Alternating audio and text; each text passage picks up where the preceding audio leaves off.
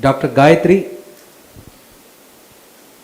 to share the future prospects of rodenticide poisoning and the cost of PLEX challenges and the way forward.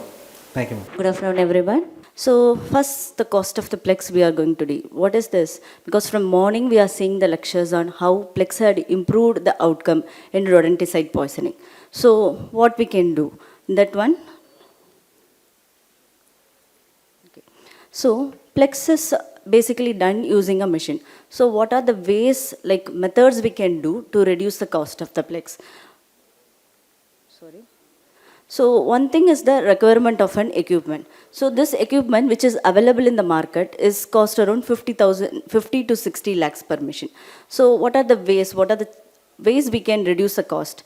Mangekasi ma'am had briefly explained like what are the challenges we are facing. One thing she told us like an interpreted kit supply. So that can be overcome by reagent rental. They can keep you kit supplies to us. And another one more thing is like we can develop an locally manufactured instrument, like locally designed instrument, so that whether the cost can be reduced much. So what are the expenditures we generally face with an apheresis? One is, first is hardware cost, like the apheresis machine I told you.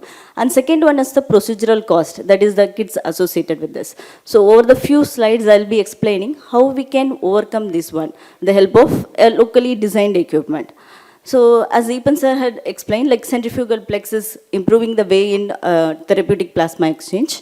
And these are the various machines that are available in the market.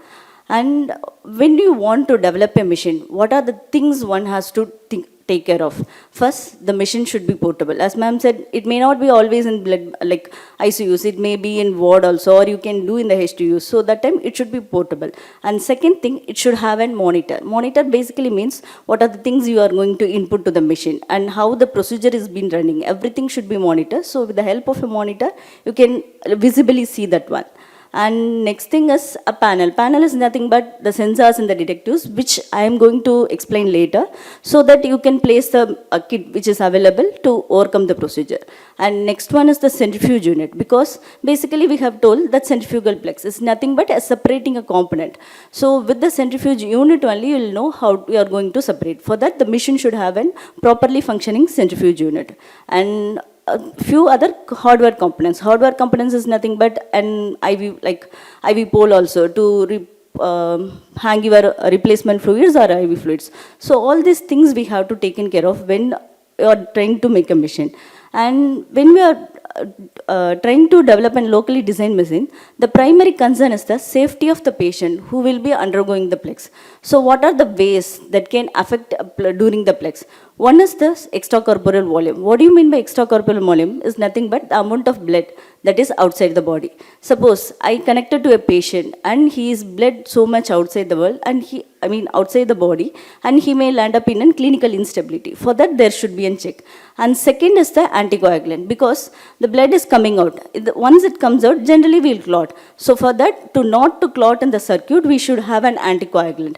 As well as inside the patient also, it should be anticoagulated. So we have to check on a anticoagulant ratio. And another one thing is the centrifuge. As I told you earlier, the centrifuge must work properly, because otherwise you can't have correct component separation and you don't have the desired one. And another one thing is a collection system. If there is a block in the collection system also, you might face problem while doing the procedure. And another one thing is a leakage. Suppose the kit is problem and the patient is bleeding through the leakage, he may exaggerate and he may go into clinical instability. So these are the few problems that will face during a machine is being connected to a patient. So what are the existing machines that tell us about how to overcome these problems is using the help of these sensors and detectors. These are few of the detectors and sensors that are being available in the market. But while designing the machines, we have to make sure like we are having the sensors and the pumps and the valves to make sure the system is working properly.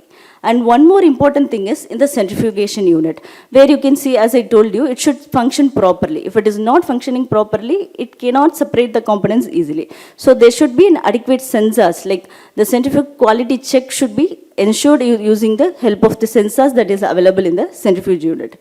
This is about the hardware problem, like what are the hardware we have to take care of when developing a machine. This is one thing is the extracorporeal volume, which I have explained earlier. And we move on to the procedural cost, that is the apheresis. It is also a major expense we will face because it costs around $15,000. So what is this apheresis kit? This is a disposable single unit kit. It comes with a set of bags and other tubings that goes all over the sensors and detectors, which I have described earlier. So what we have to be careful of when developing a tubing system, it should have an plasticity. Plasticity is nothing but flexibility because it is going into all around sensors in this thing. So it should have an flexibility to go on this without any breakage, and it should not have any leachability, and it should be totally leakage proof, and it should come in a closed system, because if the patient is in a closed system only, the aseptic precaution will be maintained. If it is in breakage, the patient may prone for infections.